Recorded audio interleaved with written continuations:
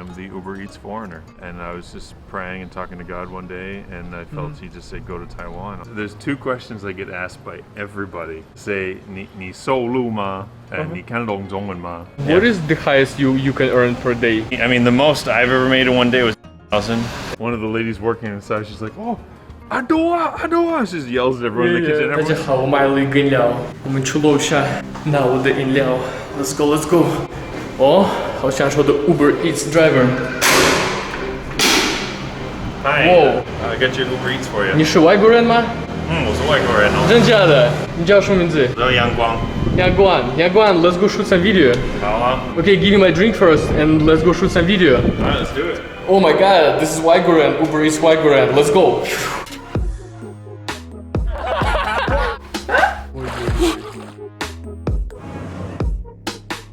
Hey, 大家好，我终于请我的朋友参加我的影片。 My name is Caleb. 我的中文名字叫阳光 and I am the UberEats foreigner. Yeah, today we'll listen to his stories. Why did you decide to come to Taiwan? I moved here very first time in 2010 to work with a church and do missionary work.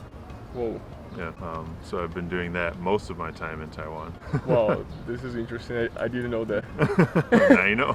So I've always being a missionary, I don't get paid, so I've always had to do odd jobs here and there, helping out. So I was a carpenter in Canada, built houses, so I've done some construction work here, done a bunch of modeling, commercials, music videos, stuff like that. Anyways, and then about 2 years ago, one of my Taiwanese friends was doing UberEats, and I didn't even know he was doing it, but he just came to me one day. He's like, hey man, I know you do like missionary stuff, you don't really have much of a income. He's like, do you want to try doing UberEats? I was like, oh, sure, why not? So I just tried it and was like, oh, this is awesome. I get to drive around all day, and I was like, I love driving, and now I get to be paid to explore the city. Like, yeah. It's pretty cool. Why did you decide to do missionary in Taiwan? I mean, I grew up a believer in Jesus, and my whole life just followed him and stuff. I was 19, and I was in England, and I was just praying and talking to God one day, and I felt He just said, go to Taiwan. I was like, where's that? And so I figured out, I looked it up, and then decided to just come. So I came for a month in December of 2008. This is incredible. What did your parents say when you told them, like, parents, I'm going to Taiwan? I literally had been in England for like 9 months, and I got back in the end of June. And like a week after I got back, I was like, Mom, I'm going to Taiwan. She's like, you just got home. Oh, what are you going to do there? I was like, I don't know. I got to go figure out what I'm going to do there. Wow. And my parents are very supportive, and my mom's always said, I don't like that you're leaving, but I support you. Yeah. Kind of thing. That reminds me of my parents. Yes. So I went back to Canada for a year and just started applying to come to school and study Chinese here. Because I was like, I don't know what to do for a visa. So I was like, but I need to learn the language, so that's a good visa. And so I just moved back and studied Chinese full time for the first year here. Cool.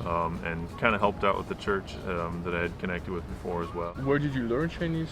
In Shida. In Shida, yeah. I studied there for 1 full year. After that, I did about 6 months of like a one-on-one tutor, like once a week. That helped a lot, way more than full-time class.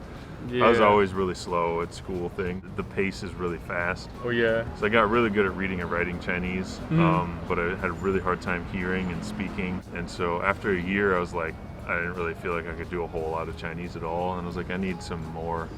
Does it help you like doing this Uber? Yeah, there's so much Chinese that I have to do. Yeah, oh yeah, like if there's an issue with the customer, like there's a messenger service on Uber, and you can talk to the customer, and they all write everything in Chinese. So if I didn't understand Chinese, if everyone didn't read it, I'd be like, I don't know what they want.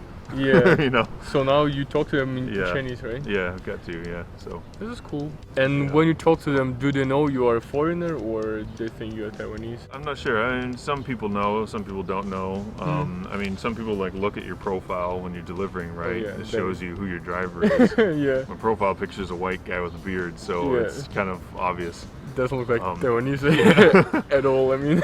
And then my delivery name is like my Chinese name, and then like my English surname in brackets as well. So like, Bennett, that doesn't sound anything Asian. Yeah. Kind of thing. Yeah, so there's some people that will like message me like in English, be like, hey bro, how you doing? I'm like, I'm good, thanks. Like, I'll be there in 5 minutes, you know. Like I think they're just kind of like, oh, it's cool. I'm talking to this foreigner delivering my food. Up until COVID hit, like every delivery was like right to the door, interacting with actual human beings every single delivery. Yeah. So there's a lot more like reactions of like, whoa, like they'd open the door and they'd be like, oh, and they'd look like, who are you? And I'm like, here's your food. They're like, whoa, and he said, what, go red? Whoa. And they're like, oh, Lehigh, and I'm like, oh, not really Lehigh. I'm just doing the same thing that other people do. Like, nothing Lehigh about it. It's just like. But I mean, I can imagine their reaction. Yeah, I actually got a lot more reactions from other drivers when I first started driving, because I'd pull up to a stoplight and I'd be stopped there at the light, and they're not expecting a foreigner, right? So I got my helmet on. Yeah. And they pull up beside, and we like to all talk to each other at stoplights and stuff, right? So I'd have other drivers pull up beside me. They're like, "Hey, Chingwana," and they just stare at me, and I'm like, hi, and they're like, "Okay, paizalma," and they take their phone out, and they're like, "Take a selfie." I'm like, "Oh, hey." Like, this I is think cool. so. Yeah, it's pretty funny. That was like the first probably 6 or 8 months, and just like constantly, like every day, at least 5 or 6 of those. And, like, Wow. Also check his Instagram account. There is the real Uber is foreigner over there.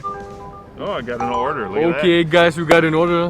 that. So it shows me how much I make, and it shows me where I pick up and where I need to deliver to. So I just click it.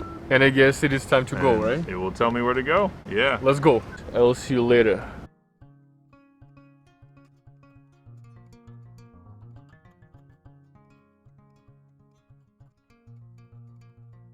Bem, hop off.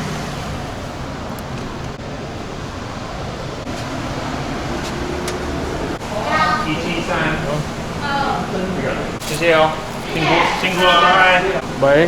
Food in. I usually try and tie the bag, make sure nothing falls out. We got a couple hooks as well, because Taiwanese roads are terrible. So I hook stuff on so that stuff doesn't go flying when I'm driving. There we go. Finding addresses is easy, but like finding the names, because the like fancy graphics and fancy fonts that they use.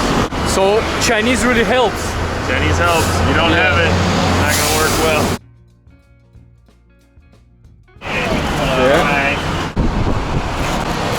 And we're set. How was this kind of Uber delivering during COVID time? I never felt scared delivering, but I could tell the customers are terrified a lot of the time. I mean, when COVID first started, everything stayed kind of normal. Like you could still deliver to the door and still deliver cash. Yeah. And then last May, when like it went up to level 3, they were like, no cash orders whatsoever. You can only take a picture, like leave it at the door and take a picture. That's it. Oh yeah. So no interaction with customers whatsoever. Very little interaction with restaurants and stuff. Like restaurants would have a table outside, most of them, and they'd get the food ready, they put it outside, and then you just come and you look for your number, you can grab the one that's yours and go. I actually never felt scared once from this pandemic. I'm just like, okay, there's a pandemic and I'm gonna wash my hands as much as I can and be as safe as I can, but there's really no point being scared. Yeah. You know, I'm like, yes, there's people dying and that's tragic and it's horrible. I hate that that's happening, but I'm like, I like to be happy.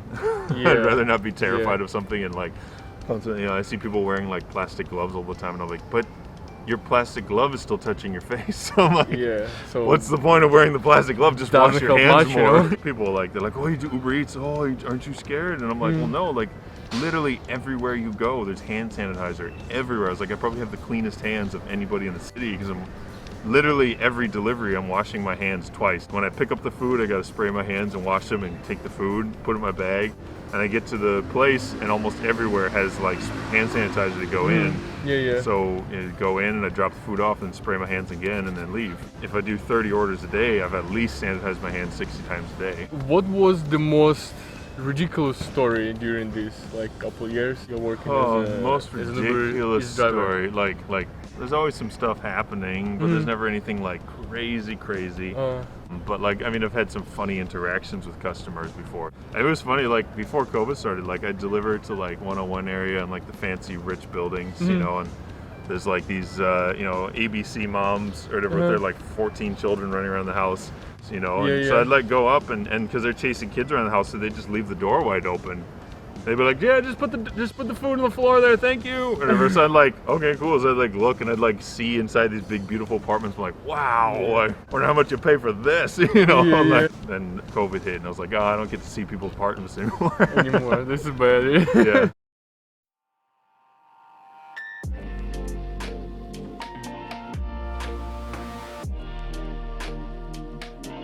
The quickest delivery in the town, ladies and gentlemen. Hello, what's up? 5楼之3. Yeah. So I put the food down and took a picture. And boom, delivery done. Drop it off, take a picture, go. Drop it off, take a picture, go. Like, it was just so fast. Rainy days, usually Uber gives like a 20 NT bonus per trip, per delivery. Cool. Yeah, so the money is always better on rainy days. What is the highest you can earn per day? I mean, the most I've ever made in one day was 8,000. 8,000? But I've seen people make like 9,000. And the lowest? The lowest? I mean, you just do one trip is the lowest. Yeah. You could get 60 NT or something, you know, for one day, yeah.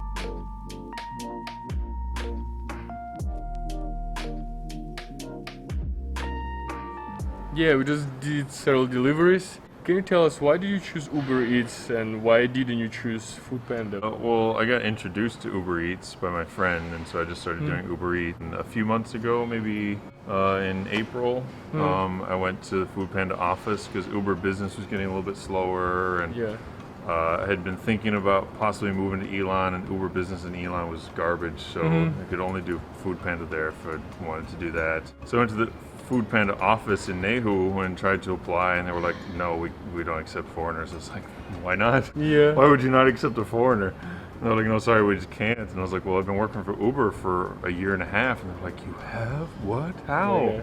Like, I just gave them my APRC and they put it in, and they were like, okay, cool, great, welcome to the force. And strange. Foodpanda was like, no, we can't do it. So I don't know if, well, I've never tried Foodpanda, so I don't really know. I don't have a preference. I just, Uber's the one I'm allowed to do. So, are there any disadvantages of this kind of job? Sometimes you have to work really long hours just to make some money. That can be, I guess, one of the disadvantages. Is it enough to kind of, like sustain your living in Taiwan? Yeah. Enough, right? Yeah, definitely, yeah. Guys, actually, if you want to know his story, probably we can shoot another part. If you want to know more about his life, you can just leave a comment. He'll tell you more about his daily life. Traveled a lot. I went to 11 different countries before coming to Taiwan. So yeah, got lots of stories. Do you have any other funny stories to tell them? I'll do a delivery somewhere, and I'll deliver the food, and then I'll come back down, and there'll just be like an old Taiwanese person standing there looking and waiting. Because I guess they maybe saw me go in the building. They're like, what's that foreigner doing delivering? And so I'll come down, they're like, oh, like, yeah, you can do this job. And I'm like, yeah, I can. Like, why not? Why not? We could all do this job. Like, I can do it, you could do it. And they'll just stand and talk to me like, oh, so how much can you make? And they just start asking all these kind of like, So that happens actually quite a bit. Not so much this summer since the COVID outbreak, but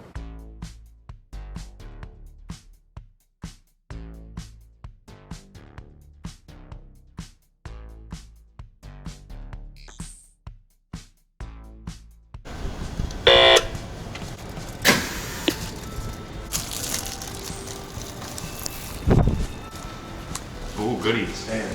No elevator? No. Okay. This is how I keep in shape. My workout.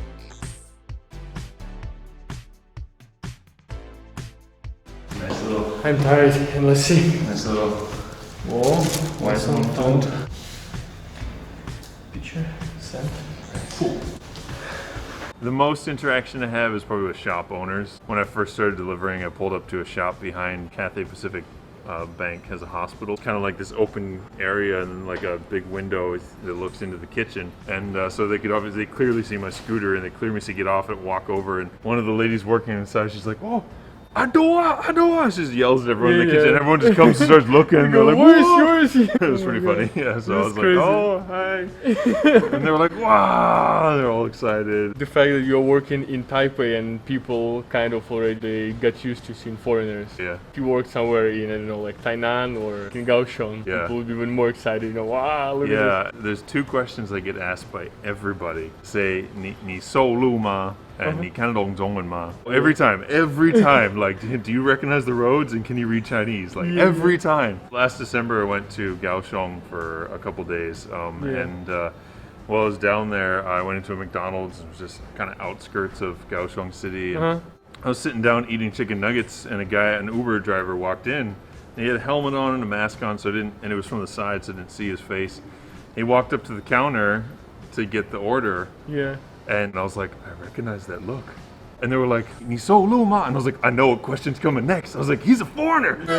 Yeah. I was like, holy crap, there's another one. There's another one. So he was a foreigner, right? Yeah, and he was like, yeah, solo. And they're like, 你看得懂中文吗? I was like, I knew it. Man, I know all of these responses right now. I'm like, this happens to me every day. Have you seen any other foreigners doing Uber in Taipei? Actually, since May, I've had probably at least 10, maybe 15 foreigners message me on my Instagram account. Be like, hey man, how do I get signed up? Oh, and I'm really? like, oh, okay. Yeah. I have seen 1 or 2 foreigners like on the roads in Taipei. Like Caucasian foreigners. Obviously, we're not the only foreigners. There's other foreigners in the country, you know, like I think Filipino people or whatever have been doing UberEats as well. 好的，谢谢大家，你们看这部影片，我们的影片应该就是到这边。你们记得订阅我的频道，而且订阅他的 Instagram。我们下次见，拜拜。下次见哦，谢谢哦。